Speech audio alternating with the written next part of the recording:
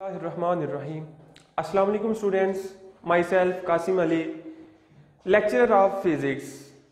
बेटा आपको पता है कि हमने अपनी प्रीवियस वीडियो के अंदर चैप्टर नंबर 6 उसका एंड कर लिया था। ठीक है, हमने उसके टॉपिक्स थे जो भी, उसके बाद एग्जांपल्स और अपनी प्रीवियस वीडियो तक हमने उसके जो न्यूमेरिकल्स थे उनका भी हमने एंड कर लिया था। आज मैं अपनी फर्स्ट ईयर फिजिक्स का ही एक न्यू चैप्टर लेकर आया हूं। ठीक है, जिसका नाम है चैप्टर नंबर 7 है ये। ठीक है, और जिसका नाम है ओसिलेशंस। ठीक है बेटा, ओसिलेशंस की अगर मैं बात करूं तो इसका वास्ता या इसका ताल्लुक आपसे पहले भी मैट्रिक में रह चुका हुआ है। ठीक है, 10th क्लास में उसका जो पहला चैप्टर है वो भी इसी के रिलेटेड है। ठीक है, जैसे कि आपको मैं याद ध्यान करवाऊं तो उधर था सिंपल हार्मोनिक मोशन, हमने पढ़ा हुआ था टॉपिक सी। ठीक है, ये चैप्टर जो अभी हम स्टार्ट करने जा रहे हैं ये भी सारा उसी के रिलेटेड है। ठीक है, ओसिलेशंस हमने इधर देखनी है। तो इस चैप्टर को शुरू करने से पहले हमें इस चैप्टर का जो इंट्रोडक्शन है वो भी पता होना बहुत जरूरी है। तो चैप्टर जैसा कि हमारे पास नाम है ओसिलेशंस, अगर मैं ओसिलेशंस को डिफाइन करना चाहूं, ठीक है, या ओसिलेटरी जो मोशन होती है उसको मैं डिफाइन करना चाहूं तो मैं कैसे डिफाइन कर सकता हूं? मैं अभी लिखता हूं, कहते हैं oscillatory motion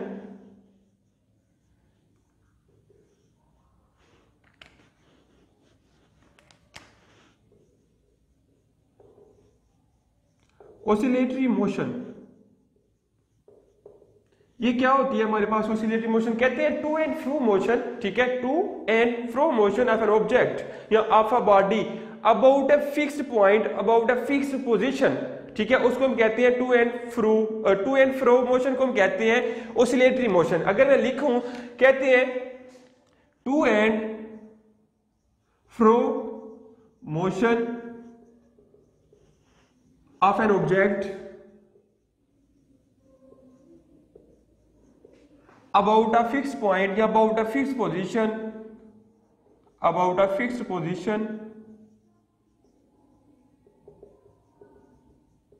is called oscillatory motion। ठीक है, to and fro motion of a object या of a body about a fixed position is called oscillatory motion. ठीक है, जैसा कि अगर आपके पास कोई ऑब्जेक्ट है, ठीक है, वो अपनी फिक्स्ड पोजीशन के ऊपर रहते हुए अपनी आगे और पीछे वाली मोशन को दोहराता रहे, ठीक है, आगे और पीछे अपनी मोशन करता रहे, उसको हम कहते हैं, ऐसी मोशन को हम कहते हैं ओसिलेटरी मोशन। ठीक है, जैसा कि अगर मैं पहले की बात करूं, मैट्रिक में हमने सिंपल हार्मोनिक मोशन की मिसालों में देखा, एक आपके पास पेंडुलम की मिसाल थी, उसके बाद एक बॉल एंड बॉल की मिसाल थी, और थर्ड वन आपके पास आ रहा था mass attach to a spring, एक स्प्रिंग के साथ मैस अटैच था। उसमें भी हमने ये टू एंड फ्रो मोशन को ही डिस्कस किया। ठीक है, कि उसका एक फिक्स पॉइंट था, उस फिक्स पॉइंट के ऊपर रहते हुए ही, जैसा कि मिसाल के तौर पर मेरे पास एक पेंडुलम है, ठीक है, इसका ये फिक्स पॉइंट है, इसने अपनी मोशन को इस तरफ को और इस तरफ को आगे पीछे घुमाना है, यहां से गया इधर, फिर इधर से वापस आया इधर। ठीक है, टू एंड फ्रो मोशन, यानी वो अपनी मोशन को आगे पीछे दोहरा रहा है, तो ऐसी मोशन को हम कहते हैं ओसिलेटरी मोशन। तो आई होप कि आपको ओसिलेटरी मोशन का जो कॉन्सेप्ट था उसकी समझ आ गई होगी। फिर कहते हैं पीरियोडिक मोशन। पीरियोडिक मोशन क्या होती है उसको भी देख लेते हैं हम।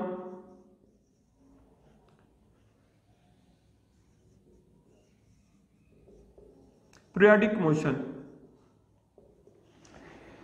कहते हैं oscillatory motion that repeat itself equal intervals of time is called periodic motion। कहते हैं कि ऐसी oscillatory motion जो कि वक्त के मुसावी वक्फों में रिपीट हो। ठीक है, मुसावी वक्फों में मुसावी रिपीट हो, यानी जैसे मैंने पेंडुलम की मिसाल दी कि अगर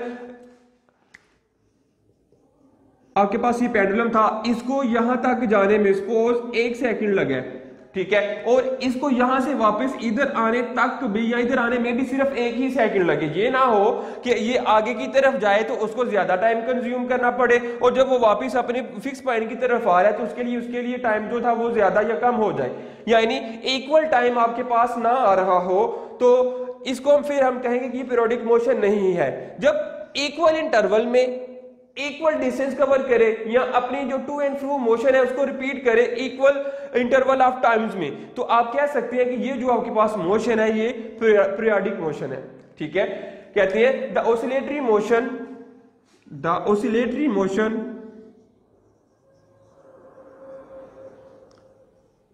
the oscillatory motion that repeat the oscillatory motion that repeat itself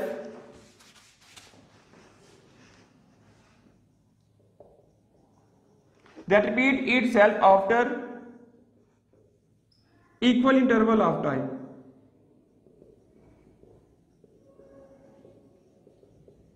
ठीक है कि आपके पास जो टू एंड फ्रो मोशन है या ऑसिलेटरी मोशन है वह इक्वल इंटरवल और टाइम में इक्वल ही कवर हो तो उसको हम कहते हैं पीरियोडिक मोशन।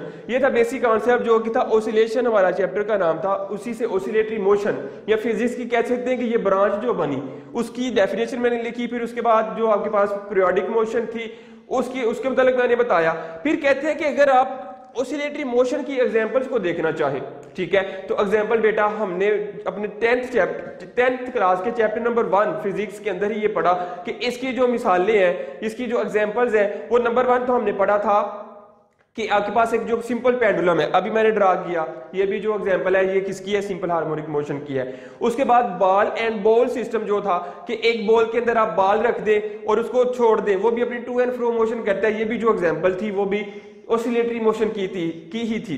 फिर थर्ड वन जो हमने देखा वो आपके पास है mass attach to a spring, कि एक स्प्रिंग के साथ या स्प्रिंग का एक जो पॉइंट है या एक जो सिरा है वो किसी फिक्स पॉइंट के साथ बांध दे और दूसरे सिरे के साथ किसी एक बॉडी या किसी एक वेट को बांध दे। आप उसको खींच के छोड़े तो वो देखेंगे कि आगे अपनी टू एंड फ्रो मोशन को जारी रखेगा। ये भी जो एग्जांपल थी वो भी किसकी थी, ओसिलेटरी मोशन की ही थी। फिर कहते हैं कि अगर आपके पास a steel bar rolling in a curved dish, कि आपके पास इस तरह की कोई डिश है, ये बॉल और बॉल के रिलेटेड ही है, किस तरह की कोई डिश है, ठीक है, अगर इधर आप बॉल रखे इसको छोड़े तो ये देखेंगे आप ये भी आगे पीछे मोशन करता रहेगा। तो ये स्टूडेंट सारी एग्जांपल जो थी वो थी ओसिलेटरी मोशन की थी। अब कहते हैं कि जो एक रिस्टोरिंग फोर्स इस चैप्टर के अंदर हम पढ़ेंगे, ठीक है, जो रिस्टोरिंग फोर्स क्या होती है, कहते हैं force which bring the system back to its stable equilibrium position, कि ऐसी फोर्स जो आपके पास ऑब्जेक्ट मूव कर रहा था वापस उसको अपनी फिक्स पोजीशन की तरफ लेकर आती है, उसको हम कहते हैं restoring force. The force which bring the system back to its stable equilibrium position is called elastic restoring force। ठीक होगी बात। इसको रिप्रेजेंट किया जाता है फिज इक्वल टू माइनस की एक्स के साथ। ये भी मैं लिख देता हूं, restoring force.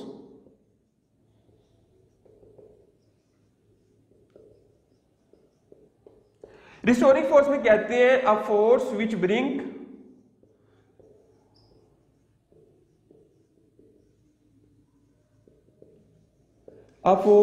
brings the object to its stable equilibrium state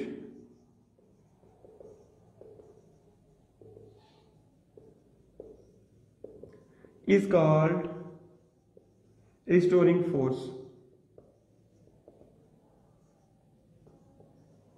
और इसको जो हम रिप्रेजेंट करते हैं F is equal to minus k x, ठीक है। अब इधर देखिए, इधर F जो आपके पास आ रहा है, F एक फोर्स है जिसको हमने नाम दिया हुआ है रिस्टोरिंग फोर्स।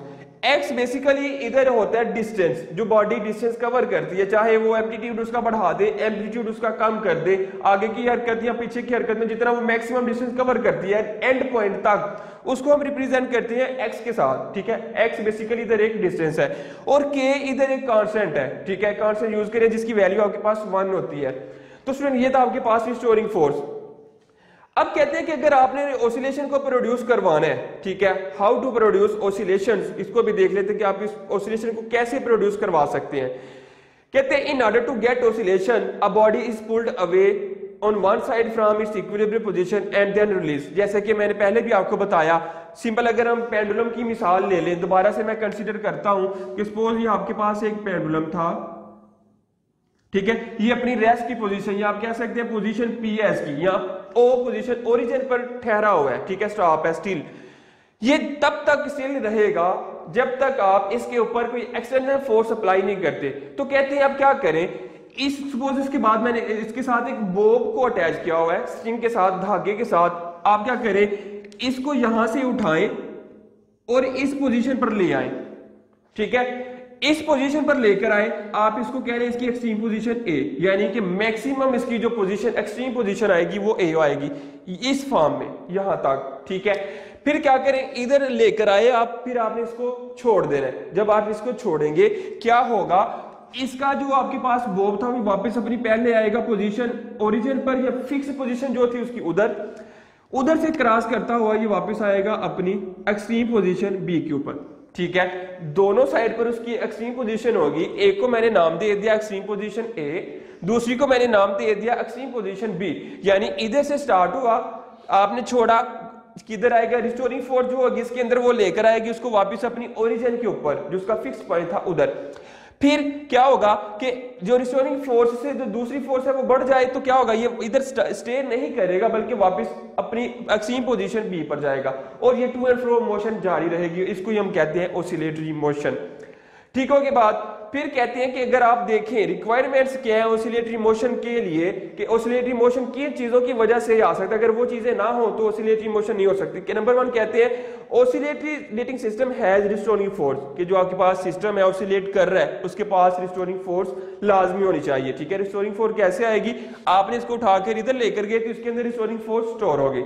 जब आपने इसको रिलीज किया तो वो क्या करती है, रिस्टोरिंग फोर्सेस को वापस अपनी पॉइंट ओ पर लेकर आती है या पी के ऊपर। नंबर 1 कहते हैं ऑसिलेटरी सिस्टम हैज इनर्शिया, इसमें इनर्शिया भी लाजमी तौर पर होना चाहिए। तो स्टूडेंट ये था हमारे पास basic introduction to the chapter of oscillation. अब हम फर्दर मूव करते हैं हम अपने फर्स्ट टॉपिक के तरफ, जो इस चैप्टर का या इस यूनिट का हमारे पास जो पहला चैप्टर टॉपिक आ रहा है उसकी तरफ।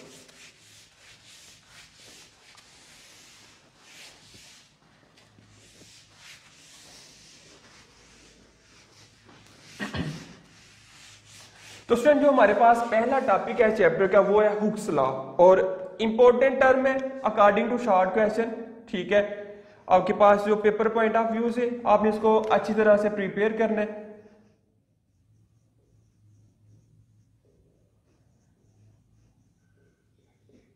ठीक है, हुक्स लॉ कहते हैं अकॉर्डिंग टू हुक्स लॉ, कि हुक्स एक साइंटिस्ट का नाम था। ठीक है, उसने हमें क्या बताया, कहते हैं within elastic limit the applied force is directly proportional to the displacement. कहते हैं कि इलास्टिक लिमिट के अंदर जो आपके पास अप्लाइड फोर्स होती है, जो आप फोर्स अप्लाई करते हैं किसी भी ऑब्जेक्ट के ऊपर, वो डिस्टेंस के डायरेक्टली प्रोपोर्शनल होती है। यानी आपके पास F इज प्रोपोर्शनल डायरेक्टली होता है वो x डिस्टेंस के या डिस्प्लेसमेंट। ठीक है, डिस्टेंस और डिस्प्लेसमेंट बेसिकली दो सेपरेट टर्म्स है, और आपको इसका डिफरेंस भी बिल्कुल क्लियरली याद ही होगा। ठीक है, अगर हम शॉर्टेस्ट पॉइंट डिस्टेंस की बात करें तो आपके पास डिस्प्लेसमेंट आता है, अगर हम होल डिस्टेंस की बात करें तो आपके पास डिस्टेंस कहलाता है फासला। लेकिन इधर हम बात करें कि आपके पास थोड़ा सा डिस्प्लेसमेंट कवर होता है, इसको आप कह सकते हैं कि डिस्प्लेसमेंट, यानी कि जो फोर्स है, जो आपने फोर्स अप्लाई की बॉडी के ऊपर, ऑब्जेक्ट के ऊपर, वो डायरेक्टली प्रोपोर्शनल होगी डिस्प्लेसमेंट के। यानी अगर आप जितनी ज्यादा फोर्स अप्लाई करेंगे डिस्प्लेसमेंट उतना ज्यादा कवर होगा। अगर आप मामूली सी फोर्स अप्लाई करते हैं तो आपके पास जो डिस्प्लेसमेंट कवर हो रहा है वो भी बिल्कुल मामूली सा होगा। जैसे पेंडुलम की बात की हमने, पेंडुलम को उठा के एक तरफ ले गए, उधर से फिर छोड़ा हमने, तो ठीक है, जितनी फोर्स ज्यादा लगाएंगे उतना उसका जो एक्सट्रीम पोजीशन है वो ज्यादा होगी। ठीक है, तो F directly proportional to x।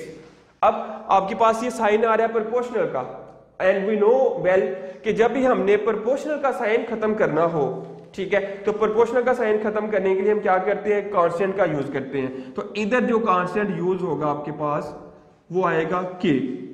ठीक है, कहते हैं k is a constant of proportionality known as spring constant and k is called spring constant।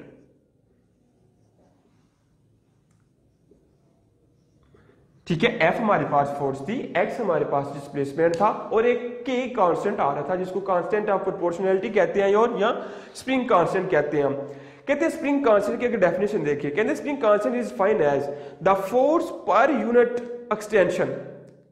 के फोर्स पर यूनिट एक्सटेंशन से क्या मुराद होगा कि आपने जितनी फोर्स लगाकर इस ऑब्जेक्ट का जितना डिस्प्लेसमेंट कवर करवाया है उसको हम कहते हैं कांस्टेंट या स्प्रिंग कांस्टेंट। ठीक है, या constant of proportionality.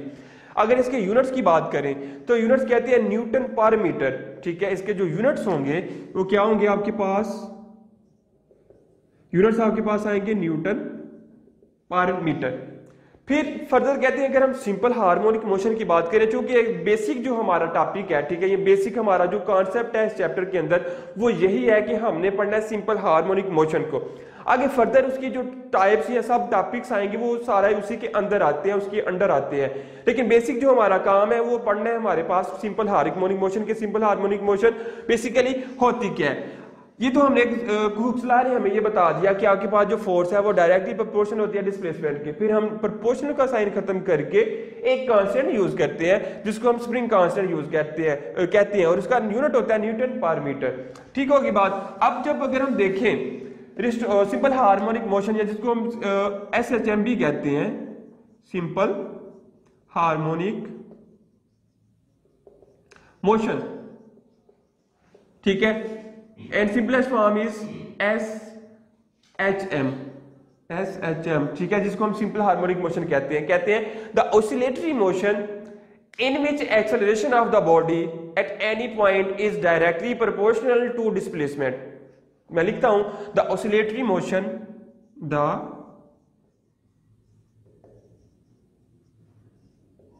oscillatory motion के ऐसी oscillatory motion in which acceleration of the body, in which acceleration of the body, कि जो बॉडी का एक्सेलरेशन होता है वो क्या होता है, eight any instant is directly proportional, eight any instant is directly proportional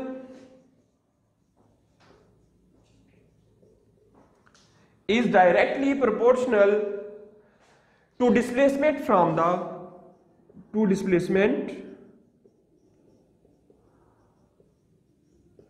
directly proportional to displacement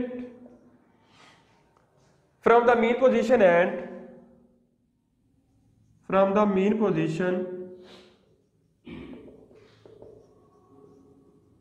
and directed towards the mean position,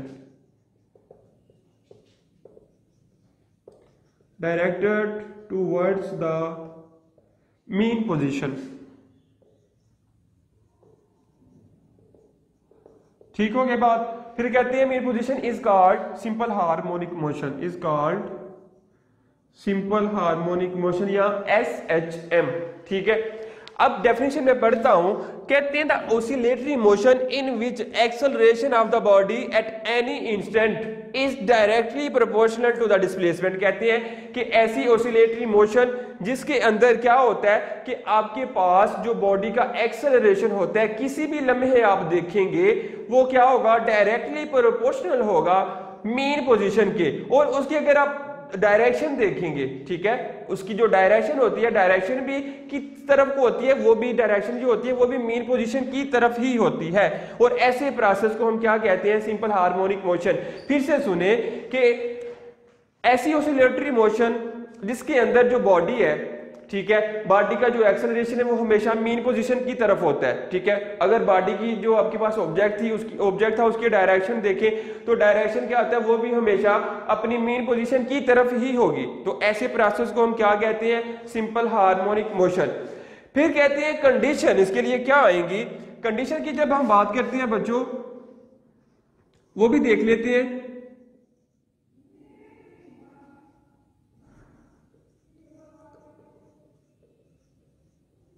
conditions for SHM कि सिंपल हार्मोनिक मोशन के जो कंडीशंस है वो क्या होंगी। कहते हैं the system must have inertia, जो सिस्टम है उसका इनर्शिया लाजमी तौर पर होना चाहिए। The system should have restoring force, उसकी रिस्टोरिंग फोर्स भी हो। The system should be frictionless, ठीक है। नंबर 1 क्या आएगा, system must have inertia. Number 1, system should have restoring force।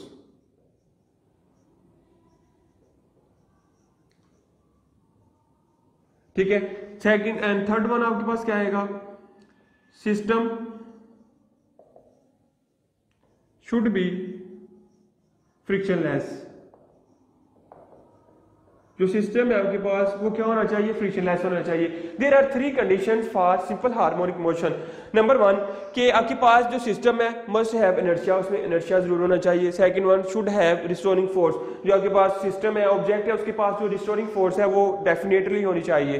Third one system should have, ठीक है, should have, system should be frictionless, ठीक है, जो सिस्टम आपके पास है वो फ्रिक्शनलेस होना चाहिए, उसमें इतनी फ्रिक्शन ना हो। फ्रिक्शन बेसिकली हम कहते हैं रुकावट को, कि आप अगर आप उसको मोशन में लेकर आते हैं तो उसके पास इतनी रुकावट नहीं होनी चाहिए। तो ये 3 कंडीशन थी बेसिक जो सिंपल हार्मोनिक मोशन में एप्लीकेबल है। इसकी मदद से आप सिंपल हार्मोनिक मोशन का मुताला कर सकते हैं या कोई भी ऑब्जेक्ट को सिंपल हार्मोनिक मोशन में देख सकते हैं। तो स्टूडेंट यहाँ तक था हमारे पास हुक्स लॉ में हमें उसने क्या बताया कि जो आपके पास फोर्स होती है वो डिस्प्लेसमेंट के डायरेक्टली प्रोपोर्शनल। फिर उसके बाद हमने सिंपल हार्मोनिक मोशन पढ़ा, फिर conditions for simple harmonic motion पढ़ा हमने।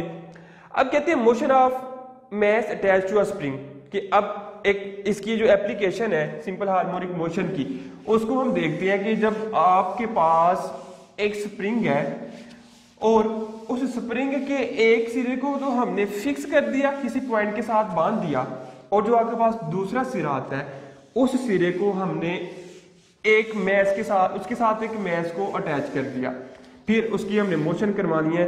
तो वो जो मोशन होगी आपके पास वो किस तरह की मोशन होगी उसको देखते हैं, ठीक है। एप्लीकेशन है ये सिंपल हार्मोनिक मोशन के स्टूडेंट्स, ये तो आप मैट्रिक क्लास में भी पढ़ के आए हुए हैं। Number 1 motion of mass attached to a spring, ठीक है, motion of mass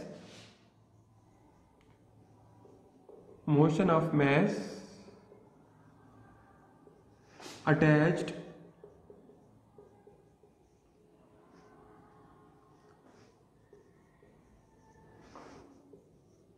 to a spring, कि एक स्प्रिंग के साथ आपका मैस बंधा हुआ है उसको आपने देखना है, ठीक है जी। कहते हैं कंसीडर अ मैस, सपोज मेरे पास ये आपके पास, मैं इधर डायग्राम ड्रा कर लेता हूं, ठीक है,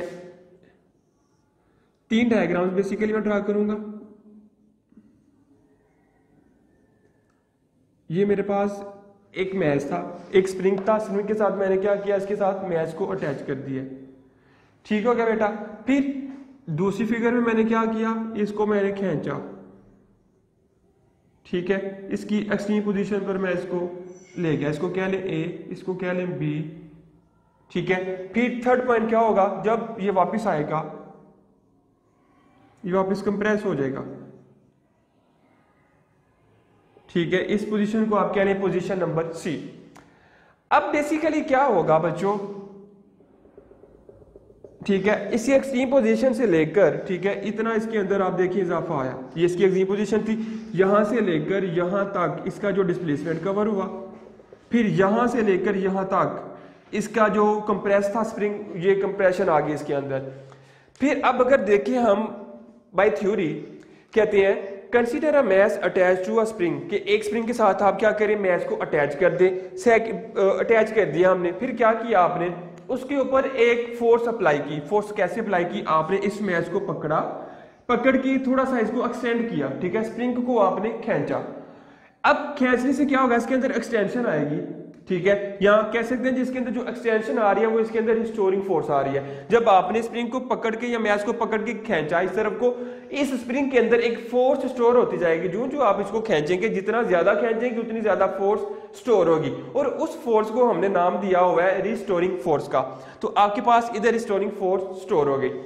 जब आपने इसको इस पोजीशन बी के ऊपर लाकर छोड़ा तो क्या होगा, ये स्प्रिंग वापस अपनी एक्सट्रीम पोजीशन पर जाएगा, जो कि इसके अपोजिट डायरेक्शन में आती है, ठीक है, अपनी मेन पोजीशन को क्रॉस करते हुए किधर जाएगा, वापस अपनी एक्सट्रीम पोजीशन पर, ठीक हो गया स्टूडेंट्स।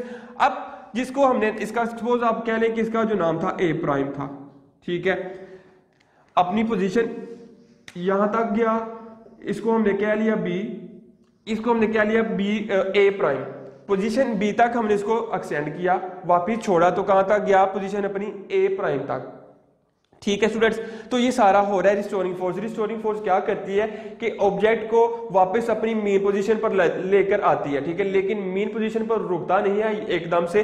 क्या होता है कि वो अपनी to and fro motion start कर देता है, और एक वक्त ऐसा आता है कि टू एंड फ्रो मोशन में कमी आते आते इतनी कमी आ जाती है कि जो आपके पास ऑब्जेक्ट होता है दोबारा अपनी पहले वाली पोजीशन, जिसको हमने मेन पोजीशन कहा हुआ है, अपनी मेन पोजीशन के ऊपर आकर ठहर जाता है, स्टे हो जाता है, स्टे कर लेता है। इसको फिर हम कहते हैं आपके पास जो फोर्स है रिस्टोरिंग फोर्स की वजह से आपके पास जो ऑब्जेक्ट था वो वापस अपनी इक्विलिब्रियम पोजीशन पर आ गया है। अब बुक वाले क्या कह रहे हैं जरा उसको भी देख ले। कहते हैं the mass ham can move freely on a frictionless horizontal surface, ठीक है, ये जो आपके पास सरफेस है ये हॉरिजॉन्टल है, चूंकि आपको पता है एक्स एक्सिस में शो हो रही है, और ये फ्रिक्शनलेस है, ठीक है, इसके दरमियान फ्रिक्शन भी कोई नहीं है। अगर फ्रिक्शन होगी तो इसकी मोशन में जरूर कोई कमी बेशी आएगी, लेकिन ये फ्रिक्शन लेस है, ठीक है, बिल्कुल प्लेन आपके पास जो सरफेस है वो है। कहते हैं when mass m is displaced through a distance x from main position, यहां से लेकर हम यहां तक गए, जिसको हमने कह लिया इसका जो डिस्प्लेसमेंट है x है, from main position by a force F, ठीक है। कहते हैं अकॉर्डिंग टू हुक्स लॉ, कि हुक्स लॉ अब इधर क्या होगा, अब हमने पहले भी पढ़ा, जो हुक्स लॉ था वो डायरेक्टली प्रोपोर्शनल था किसके, डिस्प्लेसमेंट के, यानी x के। अगर हम इसको खत्म करें प्रोपोर्शनल को, तो आपके पास क्या आता है, F is equal to k x, ठीक है। फिर कहते हैं due to elasticity spring opposes the applied force, this opposing force is called restoring force, ठीक है। क्या होता है कि जब आप इस ऑब्जेक्ट को यहां से खींच कर यहां लेकर आते हैं, आपको क्या महसूस होगा कि स्प्रिंग वापस अपनी तरफ पीछे को खींचा जा रहा है, ठीक है, और वो जो पीछे की तरफ खींचा जा रहा है उसको हम कहते हैं रिस्टोरिंग फोर्स या इलास्टिसिटी। ये बात क्लियर होगी। फिर नेक्स्ट कहते हैं इलास्टिक रिस्टोरिंग फोर्स क्या होती है। हमने पहले भी बात की कि ऐसी फोर्स जो ऑब्जेक्ट को वापस अपनी एक स्टेबल इक्विलिब्रियम पोजीशन पर लेकर आती है उसको हम कहते हैं इलास्टिक फोर्स, ठीक है, या रिस्टोरिंग फोर्स भी कहते हैं, ठीक है। और इसका फार्मूला हमने ये देखा देखा हुआ है, लिखा हुआ है, और इसका जो फार्मूला होता है रिस्टोरिंग फोर्स के लिए ये माइनस के एक्स होता है। माइनस इधर ये रिप्रेजेंट करता है, क्योंकि आप तो ऑब्जेक्ट को फर्दर आगे की तरफ मूव करवा रहे थे, लेकिन जो ऑब्जेक्ट है वो वापस आपकी जो फोर्स है उसके अपोजिट डायरेक्शन में मूव करता है, इस वजह से इसके साथ आ जाता है नेगेटिव साइन, माइनस का साइन।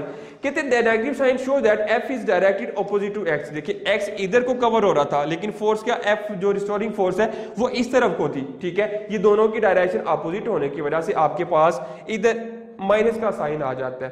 कहते हैं when the mass is release, जब आपने इस मास को छोड़ा क्या होगा, it began to oscillate about the equilibrium position as shown in figure. क्या होगा, ये ऑसिलेट करना स्टार्ट कर देगा, ठीक है, यहां से वापस अपनी मेन पोजीशन को क्रॉस करते हुए अपनी वापस अपनी एक्सियल पोजीशन पर जा पहुंचेगा।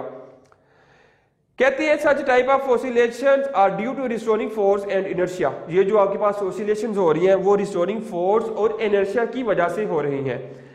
नेक्स्ट कहते हैं this type of oscillatory motion is called simple harmonic motion. ये जो ऑसिलेशन की एग्जांपल आ रही है इसको हम कहते हैं सिंपल हार्मोनिक मोशन, क्योंकि मैंने आपको पहले बताया कि जो एप्लीकेशन है वो SHM की ही एप्लीकेशन है हमारे पास। कहते हैं एक्सप्रेशन फॉर एक्सेलरेशन की अगर हम देखें according to Newton second law, कि न्यूटन का दूसरा कानून हमें क्या बताता है, क्योंकि हमने पढ़ा था फोर्स बराबर होती है ma की, F is equal to ma, ठीक है। अब आपने क्या करना है बच्चों, ये ma की वैल्यू इस वाली इक्वेशन में पुट करनी है, ठीक है, रिस्टोरिंग फोर्स वाले फार्मूले में। इसको कह रहे हैं इक्वेशन नंबर 1, तो आपने ये वैल्यू 1 में पुट की, ma is equal to minus k x, ठीक है, ma is equal to minus k x आ गया। अब अगर इधर से एक्सेलरेशन कैलकुलेट करना चाहें तो आपके पास क्या होगा, माइनस के ओवर एम इंटू साथ आ जाएगा आपके पास एक्सेलरेशन एक्स जो कि डिस्प्लेसमेंट था। ये आपके पास स्टूडेंट फार्मूला बन जाएगा एक्सेलरेशन का। अब देखें ये जो चीज थी हमारे पास के ओवर एम, मैस भी आपको पता है जितनी आपने ऑब्जेक्ट लिया है आपका मैस फिक्स होगा, आप उसको कम ज्यादा नहीं कर सकते, और आपको वो मालूम होगा कि हमने इतने केजी का इतने ग्राम का मैस लिया हुआ है, वो फिक्स अमाउंट होगी। तो के पहले से हमारे पास एक कांस्टेंट है, ठीक है, तो आपके पास क्या आएगा, a is equal to minus constant और साथ आ जाएगा x। अगर हम कांस्टेंट को डिलाई कर दें, जिसको नेग्लेक्ट कर दें, ठीक है, तो आपके पास जो फार्मूला बनेगा एक्सेलरेशन का, आपके पास जो एक्सेलरेशन का फार्मूला बनेगा वो आएगा acceleration directly proportional to negative of displacement, ठीक है, जैसा कि हम प्रोपोर्शनल का साइन खत्म करके कांस्टेंट लाते हैं, अभी हम कांस्टेंट की मदद से प्रोपोर्शनल का साइन भी ला सकते हैं। तो you can say that acceleration is directly proportional to the negative of displacement. तो स्टूडेंट्स यही हमने प्रूव करना था इधर। तो ये हमारे पास टॉपिक था motion of mass attach to a spring. एक स्प्रिंग के साथ आपने मास अटैच किया हुआ है। बेसिकली अपने इस वीडियो के अंदर हमने 3 तरह के टॉपिक्स को डिस्कस किया। नंबर 1 कि जो आपके पास चैप्टर का नाम था ऑसिलेशंस, इसका इंट्रोडक्शन हमने पढ़ा। उसके बाद ही एक टॉपिक था छोटा सा मुख्तसर सा जिसको हमने कहा हुक्स लॉ।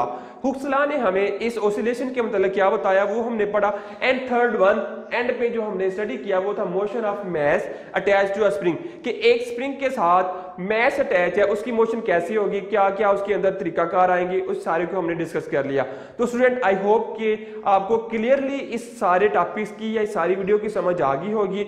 तो मिलते हैं फिर हम अपनी अगली वीडियो में अपने नेक्स्ट टॉपिक के साथ। तब तक के लिए मुझे इजाजत दीजिए। अल्लाह हाफिज। वीडियो पसंद आई तो लाइक करें, अपनी राय कमेंट करें। ऐसे ही मजीद वीडियोस के लिए हमारा चैनल सब्सक्राइब करें और बेल का आइकन दबाएं ताकि आपको हर वीडियो का नोटिफिकेशन मिलता रहे।